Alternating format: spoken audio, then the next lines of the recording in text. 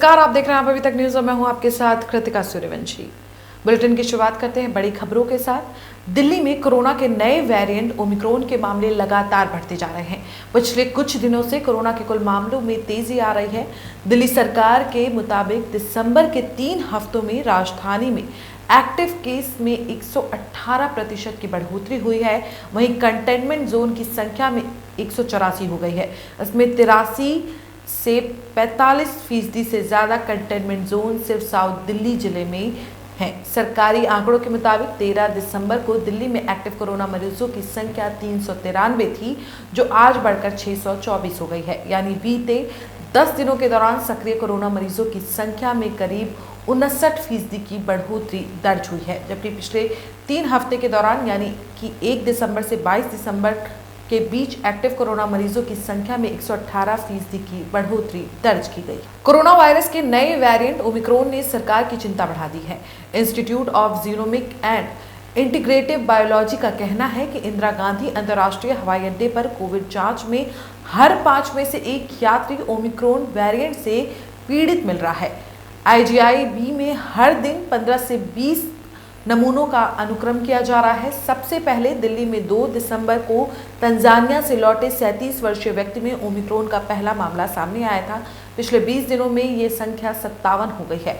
वहीं पिछले 24 घंटे में इस वेरिएंट के 3 नए मामलों की पुष्टि हुई है, जो डेल्टा वेरिएंट की तुलना में 3 गुना अधिक संक्रामक है। राजधानी दिल्ली में ओमिक्रॉन के संक्रमण के मामले लगातार बढ़ रहे हैं। गुरुवार को दिल्ली में 7 नए ओमिक्रॉन संक्रमित मरीज सामने आए हैं, जिसके बाद कुल मरीजों की संख्या 64 पहुंच गई है। हालांकि इसमें से 23 लोग पूरी तरह से ठीक हो चुके हैं। 64 मामलों के सामने आने के बाद दिल्ली सरकार ने ओमिक्रॉन को लेकर एक उच्च स्तरीय बैठक बुलाई है, जिसकी अध्यक्षता मुख्यमंत्री अरविंद केजरीवाल कर रहे हैं। इस बैठक में होम आइसोलेशन के सिस्टम को और दुरुस्त करने की भी चर्चा हो रही है। दिल्ली सरकार ने क्रिसमस और नए साल के जश्न के आयोजन के लिए होने वाले किसी भी जमावड़े पर रोक लगा दी है। DDMA ने इसके लिए औपचारिक आदेश जारी कर दिए हैं। वहीं दिल्ली में फिर 50% के साथ रेस्टोरेंट, सिनेमाघर और बार खुलेंगे। आदेश के अनुसार किसी भी तरह के कल्चरल इवेंट, गैदरिंग पर रोक लगाई गई है। जिला प्रशासन के अधिकारियों और दिल्ली पुलिस के अधिकारियों को आदेश का पालन करने का निर्देश दिया गया है। साथ ही जिला प्रशासन से रोजाना रिपोर्ट देने के लिए कहा गया है। राजधानी दिल्ली समेत पूरे उत्तर भारत में कड़ाके की ठंड पड़ रही है। बुधवार को न्यूनतम पारा सामान्य से 3 डिग्री कम 4.4 डिग्री सेल्सियस रहने के साथ राजधानी में सुबह और शाम लोगों की ठंड में कपकपी छूट गई। हालांकि आने वाले दिनों में राजधानी के लोगों को ठंड से थोड़ी राहत मिल सकती है। मौसम विभाग के वैज्ञानिकों ने इसका पूर्वानुमान लगाया है। मौसम विभाग के एक वरिष्ठ वैज्ञानिक के मुताबिक 2 पश्चिमी विक्षोभ सक्रिय हो रहे हैं। इस वजह से मैदानी इलाकों में बादल छाए रहेंगे और हल्की बारिश की भी संभावना है। इस कड़ी में 26 से लेकर 28 दिसंबर तक हल्की बारिश का दौर जारी रह सकता है। बादल छाए रहने की वजह से न्यूनतम पारे में वृद्धि होगी, जिससे ठंड से हल्की राहत मिल सकती है। दिल्ली सरकार के बिजनेस ब्लास्टर प्रोग्राम से सरकारी स्कूल की छात्राएं सशक्त बनकर आत्मनिर्भर भी हो रही हैं। सरकारी स्कूल की 11वीं कक्षा की ऐसी ही कुछ छात्राओं से दिल्ली के उप मुख्यमंत्री मनीष सिसोदिया ने बुधवार को संवाद किया।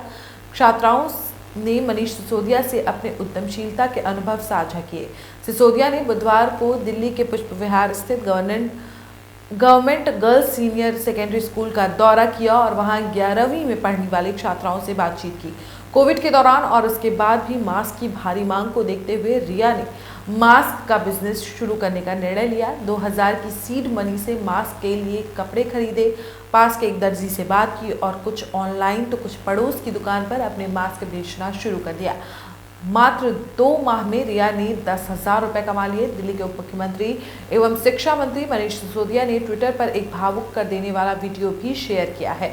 वीडियो शेयर करते हुए उन्होंने लिखा कि बेटियां कितना प्यार करती हैं। कभी कभी लगता है कि बेटी नहीं दी, फिर लगता है शिक्षा मंत्री बनाकर इतनी सारी बेटियां दे दी हैं, कैसे शुक्रिया अदा करूं, हे ईश्वर। दिल्ली में डॉक्टरों की हड़ताल अब मरीजों के लिए आफत बन चुकी है। अब तक हड़ताल की वजह से 3000 से भी अधिक ऑपरेशन टाले जा चुके हैं। मरीजों को ना OPD में इलाज मिल रहा है और ना ही इमरजेंसी में कोई देखभाल करने वाला है। स्थिति ये है कि मरीजों को रेफर करना शुरू कर दिया गया है। एक के बाद एक कई अस्पतालों में वार्ड खाली हो रहे हैं। इन सब परिस्थितियों के बावजूद सरकार और डॉक्टरों के बीच अब तक समाधान नहीं निकल पा रहा है। मेरे साथ इस बुलेटिन में इतना ही। देश और दुनिया की तमाम बड़ी खबरों के लिए देखते रहिए आप अभी तक।